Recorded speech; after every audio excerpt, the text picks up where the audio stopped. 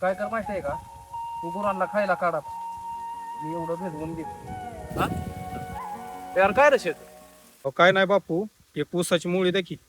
अरे त्या खालच्या वावरात शेर लावलंय, जागी होऊन बरं बरं, चालतंय चालतंय, जातो.